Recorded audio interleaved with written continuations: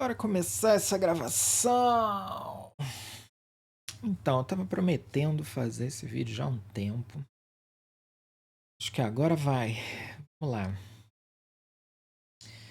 O intuito desse vídeo é mostrar como é que a gente pega um projeto pronto que possui dependências externas, sejam elas quaisquer, banco de dados, APIs externas, microserviços, filas, redis, qualquer coisa que esteja externa ao componente que a gente está testando, isola isso e aí faz um mock usando a biblioteca GoMock.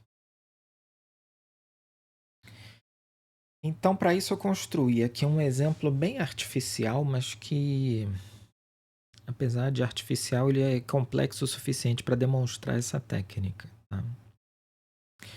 Ele é o seguinte. Olhando aqui embaixo, você vê a minha máquina local. Então, a estrutura do projeto começa assim, tá? A gente só tem um GoMod, que tem as libs da AWS, e um main, que eu já vou mostrar aqui como é que faz. Como é que ele funciona. Essa aplicação não tem autenticação, então ela assume que ela vai rodar num ambiente com IAM, aquelas coisas lá. E ela simplesmente entra numa pasta S3 e conta arquivos HTML e arquivos não HTML dessa pasta. É isso que esse programa faz. Na minha máquina, ela não roda porque não tem permissão. Não tem permissão, ela não sabe nem o ambiente onde vai conectar, não tem nenhuma variável de ambiente, nem nada. Então ela não consegue se autenticar para executar. Aí eu gerei um arquivo binário, subi lá para a máquina da Amazon, e aí nela eu consigo executar. Eu tenho uma pasta no S3 que tem 1, 2, 3 arquivos não HTML e um arquivo HTML. Então, executando esse main lá na Amazon, ele executa na hora um HTML e 3 que não são HTML, certo?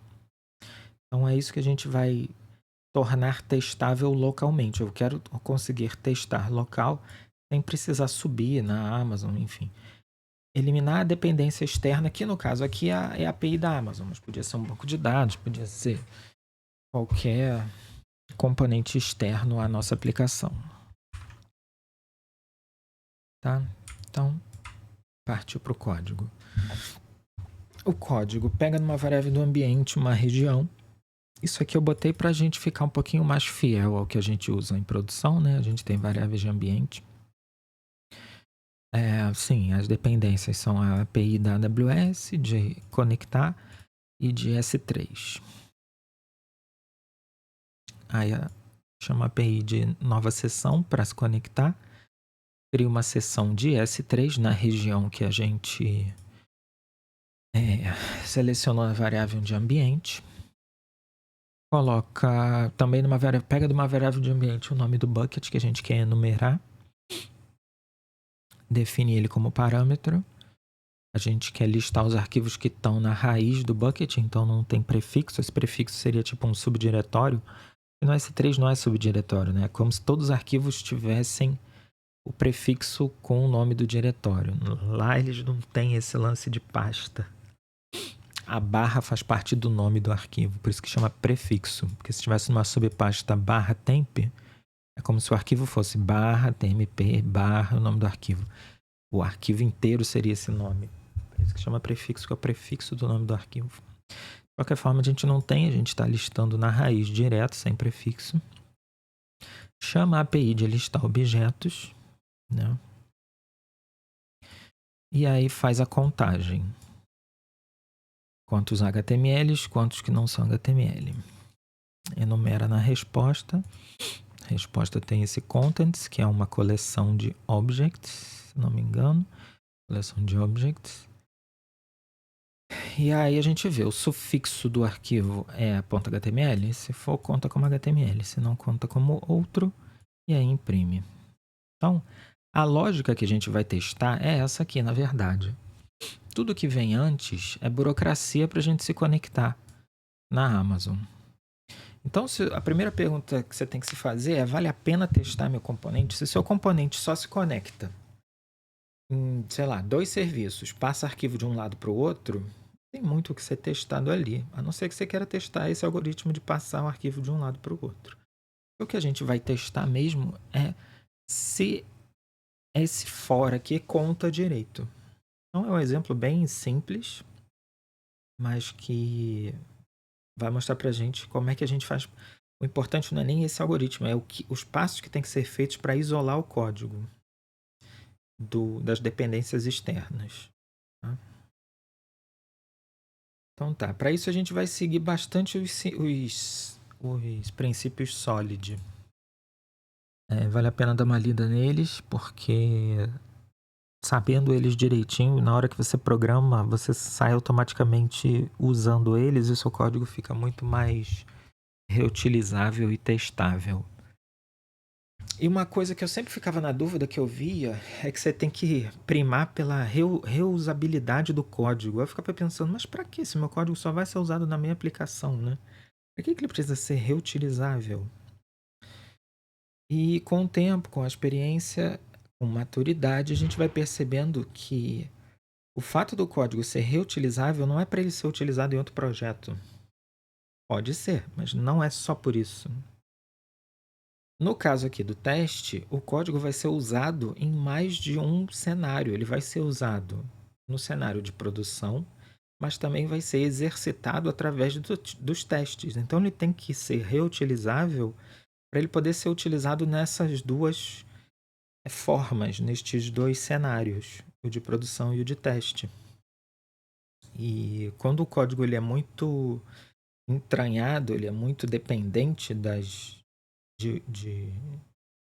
de implementações concretas que o pessoal fala, quer dizer, eles pedem sempre para você depender de abstrações e não de coisas concretas. E a gente vai ver isso já já, como é que isso facilita muito, tá? Então essa é a primeira parte, a introdução do assunto. Aqui o código super simples. Então bora começar. Então, como dá para ver aqui, o código ele tá todo na main, né? A main, função main, ela é responsável por fazer tudo. Isso não é uma boa prática, porque na hora que a gente vai testar, o ideal é que a gente tenha componentes separadinhos para fazer esses testes. E a main não é um componente separadinho. Ficar exercitando a main não é muito uma coisa usual. Ficar chamando a main, entendeu? Então, o que eu vou recomendar fazer? Eu vou recomendar que vocês minimizem a main ao máximo possível para que ela não precise ser testada. Se ela puder ser uma chamada de um componente, esse componente, sim, ser testado é o ideal. E daí a gente garante que não tem lógica, não tem o que falhar, ela simplesmente repassa a chamada para outro componente. E aí a gente testa esse outro componente. Então, para começar, vamos extrair esse código num outro pacote, num outro package. Em Go, você não pode ter 2 pacotes na mesma pasta. Então a gente vai ter que criar uma nova pasta, que eu vou chamar aqui de Lambda. E a gente vai ter um arquivo aqui, Lambda Go, que vai estar no pacote Lambda, certo? Que vem vazio. E aí eu vou usar a IDE aqui para me ajudar. Eu vou pegar todo o código que está dentro da main, vou extrair num método, vou chamar de start lambda e vou mover esse método para o arquivo que a gente acabou de criar. Ó, esse start lambda vai ser movido para lambda.go. Tá? Fazendo esse refactoring, ele já inclui para mim. O nome do meu módulo é fullbar, que eu inventei, tá? Então, por isso que ele botou esse nome fullbar. Aí ele já coloca lá no arquivo, sabe que o package é lambda, então ele já moveu para cá. Com isso a gente faz essa extração e a gente não tem que se preocupar mais com o main, por enquanto, né? O main só vai ser esse repassador de responsabilidade, tá? A gente vai agora trabalhar no pacote Lambda para fazer a extração das partes que dependem do AWS, para a gente conseguir tornar esse pacote testável. No momento agora, ele não está testável. Ele está cheio de dependência misturada no meio do código. O que a gente vai fazer? A gente vai criar abstrações que vão ser independentes da AWS, porém que a gente vai ter uma implementação concreta que chama a API da AWS. Tá? Então vamos fazer umas extrações de método para começar a arrumar, separar o que é alto nível do que é baixo nível. O que eu chamo de alto nível? O que é lógica de programação e o que é burocracia, contratos que a gente precisa para chamar essa API específica. A primeira coisa que eu vou fazer é transformar esse bloco aqui que está repetido aqui e aqui numa função para ficar mais abstrato isso aqui. Tá? Vou chamar isso aqui, extraindo uma variável, chamar isso aqui de key, pode ser. Vou transformar isso aqui em default value. Tá? E aí vou extrair isso aqui em uma função. Tá?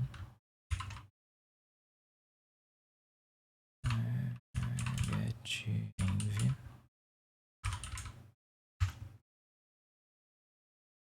Tá? Vou botar ela inline agora. E aqui. Então, com isso eu criei uma função getEnv que, dado o nome de uma variável e um valor default, me dá o valor da variável ou o valor default, que nem tem no Python, né? Python tem isso. E aí a função fica com essa carinha aqui. Tá? Esse region aqui a gente pode mudar o nome para valor. E aí fica a chave valor com valor default. Né? Então extraímos o getEnv. O primeiro uso é esse. O segundo uso é esse aqui. GetEnv com esse valor default. Tá? Como o teste ainda não existe, eu não tenho como validar na minha máquina. Eu teria que compilar, jogar em produção e ver lá se está rodando ainda. Como é uma mudança muito simples, é uma extração, eu vou confiar na minha ideia que ela não fez nenhuma besteira e está funcionando, tá? Então tá. Então a gente tem aqui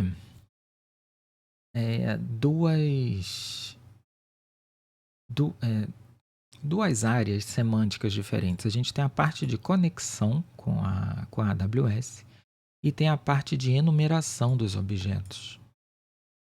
Né? Então, se a gente tivesse uma API, uma interface, a gente provavelmente teria um método connect e um método listObjects nessa API. Né? Então, eu vou separar logicamente, botar num outro método esses blocos lógicos. Tá? Tendo uma ideia ajuda muito, né? Porque é só dar o comandinho de extrair método. Então, ela cria uma nova seção. E aqui a gente extrai a outra, que é a listObjects. Fiz uma besteirinha, é melhor deixar maiúsculo. Como a gente já vai transformar isso numa interface, o nome do método tem que ser exportado, né? Pode ser privado, tem que ser público. Tá? Vamos verificar o que a ideia fez. Então, no new session, a gente cria a variável session. Esse must aqui não retorna erro, ele dá um panic. É isso que must normalmente faz. Ele pega um cara que dá erro, se der erro, ele dá um panic e aborta. É assim que está no exemplo da Amazon. Criando esse cara sem dar panic, ele cria o tal do serviço S3. Variável meio desnecessária, a gente pode retornar, mas se você preferir, pode deixar assim, tanto faz. E aí temos o list objects. O list object, ele recebe o nome do bucket e o serviço. Como o nome do bucket é uma variável e o serviço é uma constante, como assim? É uma variável de contexto. Uma vez que você conecta, você vai passar ela para várias funções. Eu prefiro que essa assinatura seja invertida, que o serviço venha antes do nome do bucket. Então vamos fazer um refactoring aqui de mudar a assinatura. Pegar o bucket name e jogar para baixo, e serviço fica antes, o bucket name fica depois. Tá? Prefiro usar refactoring porque ele muda tanto na assinatura quanto na chamada. Já resolve isso para você e não quebra seu código. A gente pode usar o compilador da IDE para ficar verificando se o código quebrou ou não. Só tinha um errinho de sintaxe porque ele não conhecia essa palavra. Agora ele já conhece, então tá verdinho sem problemas. Tá? Seria interessante também que o prefixo fosse um parâmetro. Lembra que o prefixo está uma string vazia? É bacana a gente introduzir um parâmetro prefixo nessa função. Em algumas ideias da IntelliJ ele já tem introduzir parâmetro. Nessa aqui não tem, então vamos criar uma alteração aqui na assinatura. Adicionar aqui. O nome vai ser prefix e o tipo vai ser string.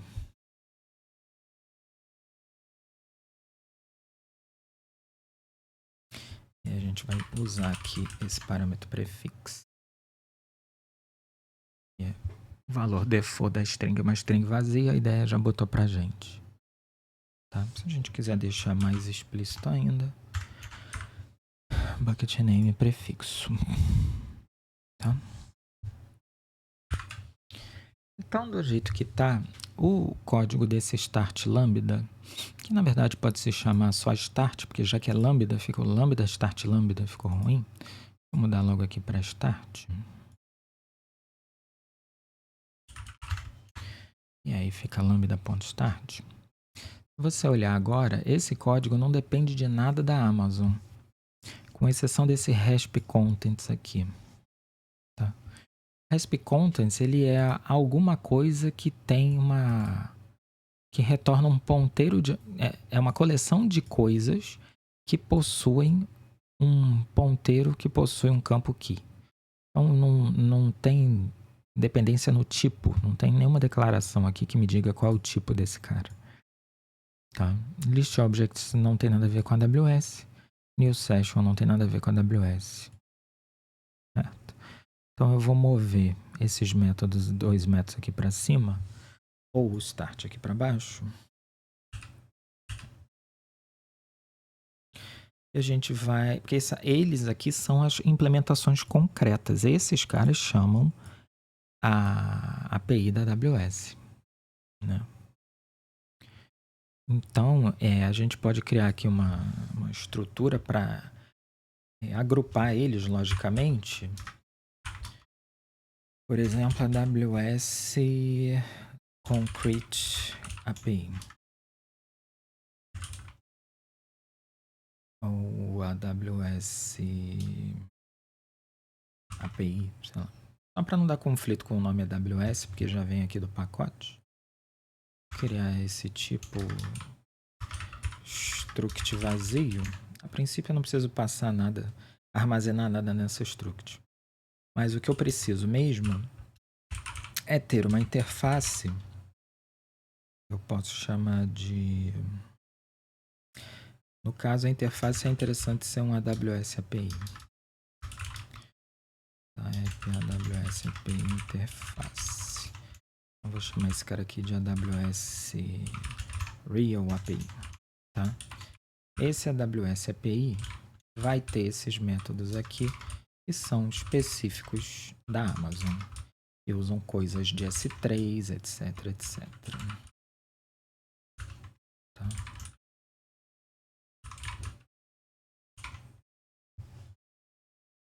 Beleza.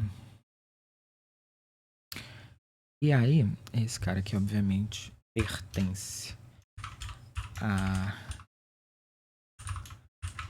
essa estrutura. Não usa ela para nada, então não preciso nem botar uma variável nela. É só para agrupar mesmo. Tá? E aí eu posso dizer que o start recebe aqui um AWS do tipo AWS API. Posso botar uma API para não dar conflito com o nome AWS. Então, esses caras aqui são desta interface API. Tá?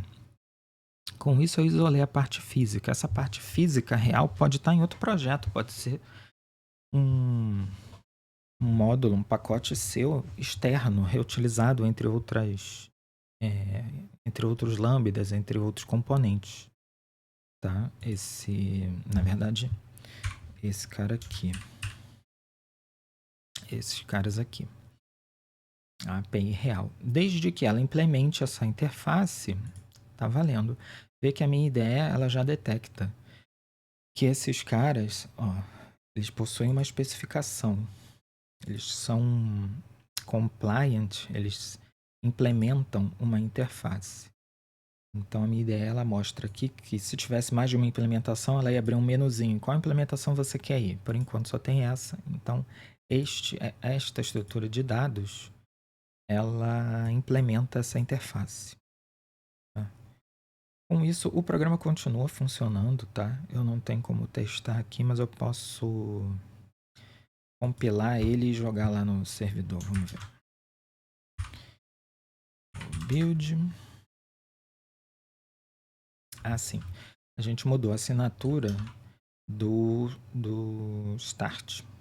Né? Então, o main tem que passar uma Real API. Eu gosto de criar um método que retorna um valor dessa estrutura, porque você pode mudar o tipo dela. Se eu não tiver esse método, eu vou ter que saber o nome desse cara e o tipo dele. O AWS Real API, eu vou ter que escrever assim para instanciar ele. Então isso aqui está me dizendo que ele é um struct. Se algum dia eu mudar essa implementação, quem me chama fica sabendo demais, tem que mexer em um monte de código, sabe? Então eu prefiro fazer um método super simples aqui, que é uma função que retorna um AWS Real API. Ela simplesmente instancia e retorna. E aí aqui eu posso chamar esse new. Desse jeito, esse cara aqui não precisa saber qual é o tipo, nem nada, entendeu? Se eu mudar a implementação lá, o cara aqui nem muda, tá? Então, continuamos com o mínimo necessário aqui no main. Ele simplesmente repassa o start dele para alguém. E esse alguém recebe agora a implementação da API. Com isso, a gente consegue agora substituir esse cara por um mock, por um cara falso, que finge ser a API e que vai nos possibilitar fazer o teste. Então, com isso, essa função aqui, que era altamente dependente da API da Amazon, ela agora está reutilizável, ela está desacoplada. Ela não depende especificamente da API da Amazon. Eu mover esses caras para outro arquivo, essas dependências aqui vão junto. Entendeu? Vamos fazer isso para vocês verem. realapi.go package lambda e vamos mover umas coisas. Vamos mover a struct AWS Real, o método new, o método listObjects e o método newSession. Tá? Ele vai para o novo arquivo Real API. A única dependência que eu fiquei foi desse S3, porque a interface depende desse tipo S3, tá? E tudo bem, porque a gente vai mocar ele. Mas olhando aqui no Real API, ó, ele levou a parte toda da AWS para cá. E a ideia continua sabendo que esse cara aqui implementa essa interface aqui. No Go não tem problema nenhum você declarar a interface no ponto que você usa ela. Porque esse cara aqui nem sabe daquela, quer dizer, sabe porque ele implementa, mas ele não precisa saber da existência daquela interface em termos de código. Quem precisa saber é esse cara aqui. Então você bota perto do uso dela, que é o usual. Então vamos ver se agora compila. Compilou. Vamos copiar lá para minha máquina de teste. A ver se continua funcionando. Continua funcionando. Então, depois desses refactorings todos, foram só rearrumações. A gente não mudou o comportamento, a gente só mudou a estrutura do código. Então, pela definição, refactor é isso. Mudanças estruturais que não alteram o comportamento do código. E foi exatamente isso que a gente fez. Certo. Então, o próximo passo agora é introduzir os testes. Então, vamos lá. Para fazer o arquivo de teste, a gente cria na mesma pasta do pacote que a gente quer testar um arquivo com o sufixo teste. E aqui vocês vão reparar, na hora que eu for criar o package, a minha ideia, como já conhece as regras de Go, ela me dá essas duas opções. Lembra que eu falei que o Go só permite um pacote por diretório? Tem uma exceção a essa regra, que é o pacote sublinhado teste. Para você conseguir testar um pacote simulando o mundo real, estando do lado de fora, é uma boa prática você usar o underline test. Por quê? Se eu estou direto no pacote real, no pacote que eu quero testar, eu vou ter acesso a campos privados, eu vou ter privilégios nesse teste. E o ideal é que o teste não teste detalhes de implementação, que ele teste só a interface. Porque é isso que importa para o resto do mundo. Ela vai interagir com o teu código através da interface desse pacote. Então, prefira usar sempre underline test, a não ser que tenha algum caso muito específico que você precise testar uma implementação. Mas é bem raro, tá? Então, a gente cria aqui o arquivo lambda test no pacote lambda test. Então, agora que a gente tem uma interface extraída, a gente consegue utilizar o pacote GoMock. Para instalar ele, a gente dá esse comando aqui. Eu já tenho instalado aqui, é capaz dele não fazer nada. Mas como vocês podem ver, é um pacote da galera oficial lá da Golang mesmo. E hoje, na criação desse vídeo, essa é a versão atual. Tá? Então, é assim que se instala o pacote GoMock. Depois que você instala esse pacote mockgen, ele instala um binário mockgen no seu tio GoBeam. Então é bom que o teu tio GoBeam esteja no path para poder acessar qualquer coisa que seja dado um go install da vida, sabe? Um go install instala no path, que path sempre GoBeam. Então quando você instalou o mockgen, ele colocou o executável dele aqui. E o que esse executável faz? Ele recebe o arquivo onde está a interface que você quer criar um mock e você especifica aonde ele vai criar esse mock. O que é um mock? Mock é um tipo de objeto, um tipo de entidade utilizada em testes que ela finge ser um outro objeto. Ela tem todos os métodos que uma classe tem, no caso de linguagem orientada a objeto, tem todos os métodos que uma outra classe tem e você consegue chamar ela ao invés da real. Que é isso exatamente que a gente quer fazer. A gente não quer chamar a AWS, aqui a gente quer conseguir rodar meu teste localmente aqui na minha máquina, né? Então, ele vai criar um substituto da minha interface Lambda. Uma outra implementação concreta dessa interface, que é uma implementação artificial, ela não chama a AWS de verdade, certo? E além disso, o nome aqui não diz, ele também é um spy, ele é um espião. Na literatura de teste, um objeto que é do tipo spy, ele vai gravando tudo que é feito com ele, e aí você consegue fazer testes que levam em consideração o que aconteceu com ele. Foi chamado método tal, com parâmetro tal, esse método retornou isso, sabe? Então, o GoMock, ele faz as duas coisas. Ele é tanto um mock quanto um spy. A gente vai ver isso daqui a pouco. Então, você pode rodar esse comando aqui na mão. E vai dar erro porque Lambda não está nesta pasta. Lambda está na subpasta Lambda. E agora vai funcionar. Com isso, ele cria uma pasta mocks. E lá dentro coloca o nosso mock Lambda.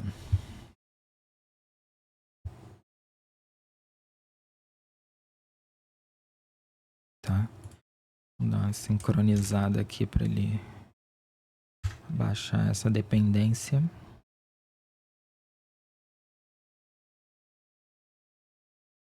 Pronto. Aí reindexar e aí acertou. Isso é coisa da minha IDE, não precisa se preocupar com isso. Então esse arquivo ele é gerado. Ele fala aqui, código é gerado por mockgen, não edit. Esse arquivo aqui ele vai ser regerado, precisa ser regerado toda vez que você alterar a interface. Tá? Ele já puxou a dependência do S3 que a gente precisa para retornar as coisas. Mas aí, você olhando aqui no que ele implementa, ele cria uma mock AWS API. Lembra que a gente tem uma Real AWS Real API. Aí agora a gente tem também uma outra implementação que é uma mock AWS API. Também tem um método de new, ele segue boa prática que nem a gente. E aí ele tem esse método expect que todo mock tem. E aí depois tem a nossa interface real, list objects e new session. Tá? Mas eu não gero esse mock desse jeito na linha de comando, não. Eu uso uma ferramenta que tem no compilador do Go, que é o Go Generate. Tá? Esse arquivo, que é onde está o Lambda, a gente colocando aqui em cima esse comentário aqui e colando a linha que a gente quer que ele execute, mesma linha que a gente colou lá, menos a pasta, porque ele agora já está dentro da pasta. Quando a gente der Go Generate, ele procura em todos os arquivos que a gente especificar e roda esse comando. Então você não precisa guardar isso aqui em lugar nenhum, já fica na própria documentação, no próprio arquivo, fica documentado o que você precisa executar. Tá? Então, na verdade, o que você precisa fazer é isso aqui. Ele entra em todas as pastas. Eu vou apagar a pasta mocks para vocês verem que realmente ele faz. Apagar aqui primeiro, ó, sem pasta mocks. Deixa eu apagar esse full bar também. Então tá. Então aqui estão os arquivos. A real implementação que chama AWS, nosso código de teste que por enquanto está vazio. E o código cliente que usa a AWS, que é o cara que está sobre teste. Né? Se a gente fizer agora aquele Go Generate recursivo, ele vai criar aqui na pasta mocks, tudo bem que está dentro de Lambda, não tem problema. Um mock Lambda. Então, esse Go Generate eu normalmente boto num Makefile, e aí eu dou um Makegen, e ele já executa esse Go Generate aqui. Toda vez que a gente alterar a interface, vai dar erro na hora de rodar.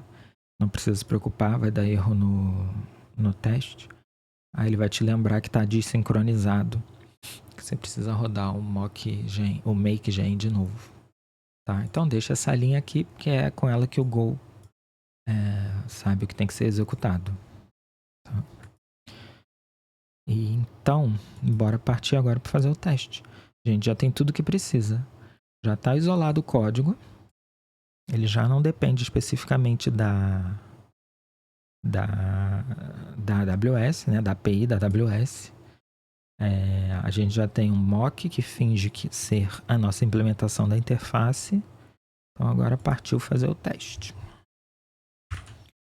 Então bora fazer esse teste. Olhando a documentação do GoMock, você vai ver que ele explica aqui como é que você faz para instalar, como é que você faz para rodar, tá? Flags que ele aceita, como é que você constrói os mocks, né, com a interface e tal. E aqui como é que você faz o teste. Eu vou copiar esse exemplo aqui dele, colar aqui.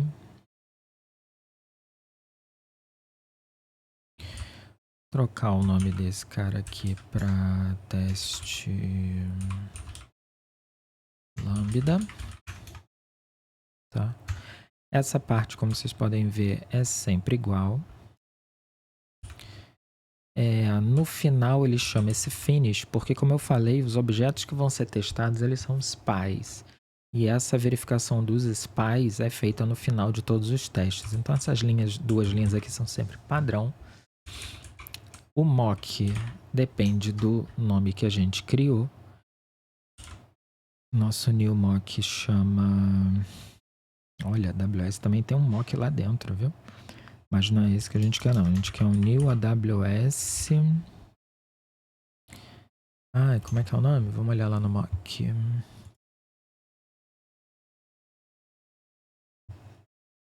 New mock AWS API. Então, new mock AWS API. Tá? Ele não encontrou. Por quê? New mock AWS API. Está no arquivo mocks. E maiúsculo.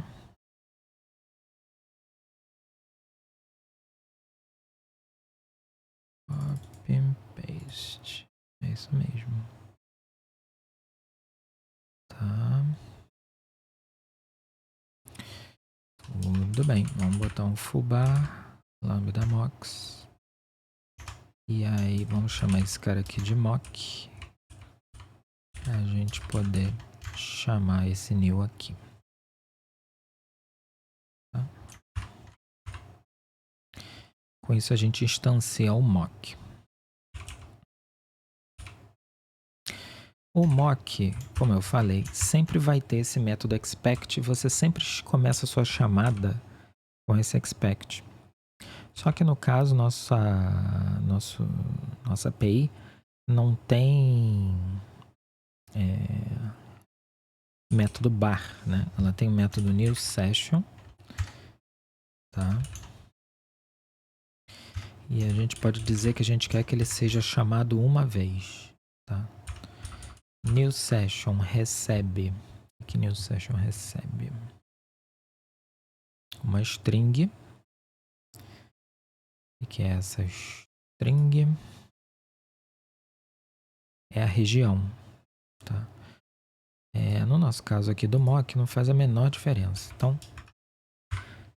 vou pedir para ele esperar que o nosso teste chame new session com uma string vazia uma vez, tá? E como é que a gente chama o cara para executar? Porque isso aqui é só uma definição de uma expectativa. Dado que eu tenho uma API mock, eu espero que nessa API mock seja chamado o método new session com uma string vazia uma vez. É isso que eu estou dizendo. Mas quando? Como? Aí eu tenho que botar aqui a chamada do lambda start recebendo o nosso mock. Como ele implementa a mesma interface que a gente definiu, ele agora pode receber tanto o real quanto o mock. Por isso que a gente fez essa volta toda de extrair essa interface e tal. E agora o nosso código é reutilizável para produção e para teste. Né? Coisa que eu não mencionei é que todo teste do Go, aqui é um framework que já vem na linguagem Go, recebe esse parâmetro T, que é um contexto dos testes, e aí você repassa ele aqui na criação desse controller do mock. Isso aqui é igual, todos os testes vão ter essas duas linhas aqui iguais. Tá? Então, se eu for executar os testes, go teste, você vai ver que o teste vai falhar miseravelmente. Por que ele falhou? Fechar aqui esse browser, tem alguma coisa aqui que interessa? Acho que não. Não, mas depois vocês podem entrar lá e olhar essa documentação porque ela é bem completinha. Vamos ver o que falhou. Houve uma chamada inesperada a new session em Lambda Go linha 20. Porque o que a gente esperava não bate com o argumento que a gente passou nessa linha. Lembra que eu botei uma string vazia? Ele recebeu o US East 1. Tá? Por quê? Porque é o valor default da variável AWS Region. Tá? Então, se eu colocar esse AWS East 1 lá na expectativa, esse problema não vai ter mais. Esse problema. O outro problema é que houve uma chamada para ListObjects, que é o outro método da interface, que foi inesperada. Eu não botei a expectativa que ela seria chamada. Então, ele está me avisando. Ó, o motivo é que não tem chamadas esperadas ao método ListObject nesse mock aí que você fez. Tá? Então, vamos botar essa expectativa. Espero chamar ListObjects com essa assinatura aqui. Então, digamos que esse cara aqui seja nulo, esse seja vazio, esse seja vazio. Normalmente você bota um embaixo do outro para ficar mais bonitinho. E que ele retorne 1. Tá. Vamos executar o teste de novo. Ele retorne 1 não, que ele execute uma vez. Então tá, houve de novo uma falha nas expectativas. Esse cara aqui foi chamado com SVC, bucket name era esse, né? E prefixo vazio. Na minha expectativa, não era esse. Então, vou colocar aqui a expectativa. Executar. E agora deu um erro de acesso inválido à memória. Por quê? Agora deu um panic lindo. Por quê? Vamos olhar na pilha aqui o que nos interessa. Aqui, linha 27. O que aconteceu? ListObjects, a gente não especificou o que ele retornaria na nossa expectativa. Então ele retorna por default new. E aí ele tentou fazer um for em new. Pronto, voou, porque não tem new ponto nada. Deu um erro de memória. Ele voou. Como é que a gente corrige isso? A gente, no nosso mock, especifica o que RESP vai retornar. Tá? E no teste, a gente diz para ele, olha só, esse cara, além de eu esperar ele ser chamado uma vez, existem várias funçõezinhas dessas de expectativa que é bom vocês darem uma olhada, tá? E aqui eu vou especificar o que ele retorna para o programa conseguir prosseguir, sem problema. Eu vou dar uma coladinha aqui e já volto, peraí. Pronto, já peguei minha cola. Mas aí você tem que entrar lá no código e ver o que você vai... O que você espera que o teu código retorne, né?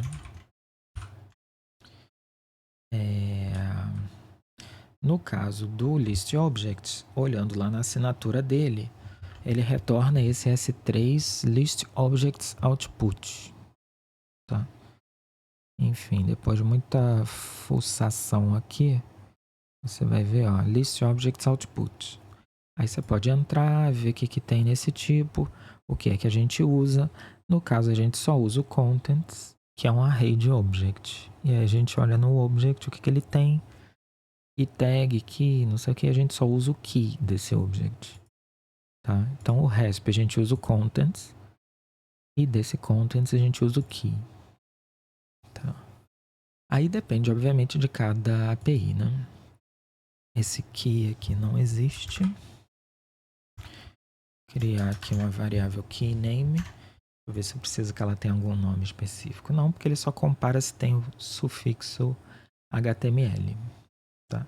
Não precisava nem ter, podia ser uma coleção vazia. Eu botei ela já com alguma coisa para a gente ter algo a trabalhar. Mas esse cara aqui é um array que podia nem ter essa linha, podia ser vazio. Mas eu quis botar aqui para você ver como é que você retornaria um arquivo aqui para a sua API contá-la. Tá? E com isso a gente passa nos testes. A gente vê aqui o print, e não é uma boa prática, né? Um componente printar coisa e a gente depender de print. O ideal seria ele retornar os parâmetros, por exemplo, HTML count, other count. E aí com isso a gente conseguiria, por exemplo, capturar o retorno dele aqui e comparar o número de HTMLs ou o número de HTMLs que a gente passou e o número de TXTs que a gente retornou. A gente pode mudar aqui para index.html. Pode ter depois um index.txt.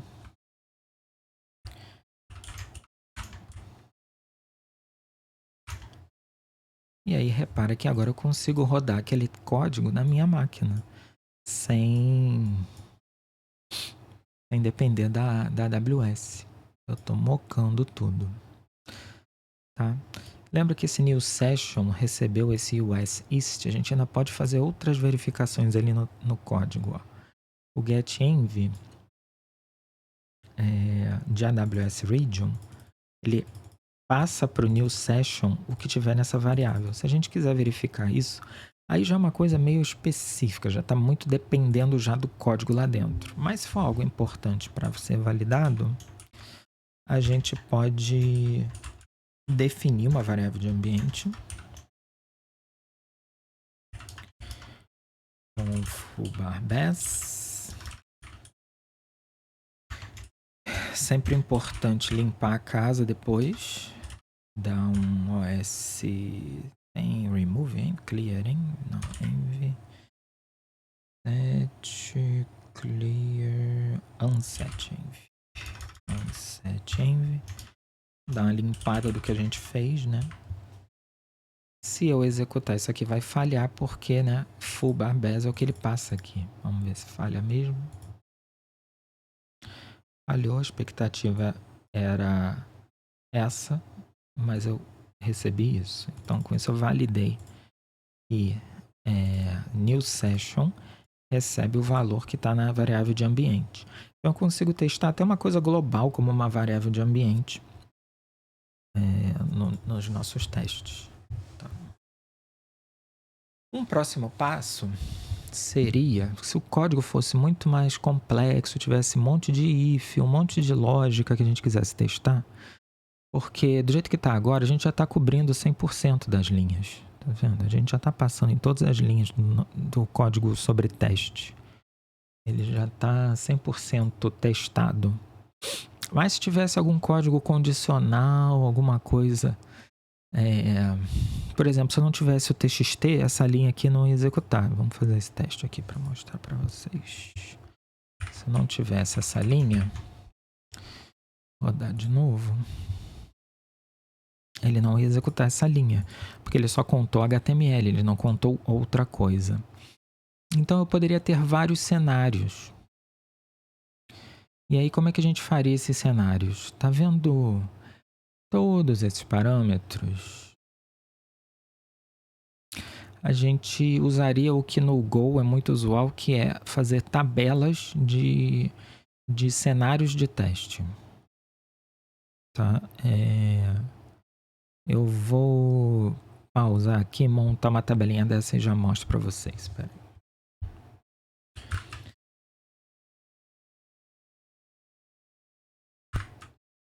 Então tá, continuando. Eu fiz uma mudança botando num padrão mais usual dos testes de Go. Se você for olhar na biblioteca padrão de Go, por exemplo, os testes lá são implementados nessa forma de tabelas. E a tabela você monta do jeito que você quiser que faça sentido para os teus testes, tá? Aqui no caso desse nosso teste, a gente define um título. Isso aqui é padrão, a gente coloca um título para saber uma descrição do caso de teste, tá? E aí depois variáveis que fazem sentido para o nosso teste. Tem a AWS Region, que é aquela variável do ambiente. Tem os arquivos que você quer que a AWS retorne para você e você teste o que está acontecendo.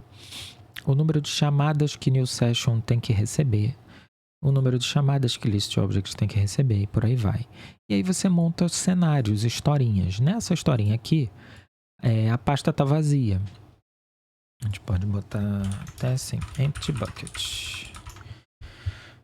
A região é full barbaz. Aqui, o retorno da API vai ser uma array vazio. New session vai ser chamado uma vez, list object vai ser chamado uma vez. Aqui é igual, só que a gente retorna um HTML. E aqui a gente retorna também um TXT. Tá? O que muda no teste? A gente agora itera em cima dessa variável TT, que são os testes, por isso que é um TT no plural, são testes. E repara que a ideia, inclusive, ela reconhece esse padrão. Você pode rodar só um cenário específico se você quiser, tá vendo? É bem bacana. Tá? A gente itera em cima desses testes, nos test cases, né, nos casos de teste. E aí, para isolar o teste, apesar de ser uma variável, uma função teste lambda, a gente pode isolar teste, rodar várias sessões de testes num mesmo T, tá? Com esse método trun. Então, a gente define o nome do nosso teste, por isso aquele title aqui em cima. E define uma nova função que recebe T, tá? E aí eu simplesmente taquei aquele código todo aqui dentro com umas pequenas mudanças. Quais foram? Tudo que estava fixo no teste virou variável. Eu vou clicar em TC para ficar mais fácil de ver. Tudo que está com quadradinho TC está vindo lá do caso de teste. Tá? E aqui eu tive que fazer uma mudança, porque eu tenho que compor agora. Antes estava fixo, né? Dada essa estrutura louca que tem que ser ponteiro disso, ponteiro daquilo, etc., eu tive que extrair a criação dessa variável objects aqui antes da expectativa para montar esse objeto aqui. E aí, quando a gente roda, a gente consegue ver o nome do cenário e, no caso, como o código lá imprime, a gente vê que ele identificou 0 e 0. No caso do empty bucket, passou. No caso do HTML file, o print é um HTML e 0. E no caso do HTML é um TXT. Imprimiu 0 HTMLs e 2 other, porque provavelmente eu errei alguma coisa. Deixa eu ver aqui. HTML, um TXT. Porque a variável filename, o ponteiro dela é o mesmo, né? Eu tenho que criar uma cópia dessa variável. Deixa eu ver se esse truque aqui funciona.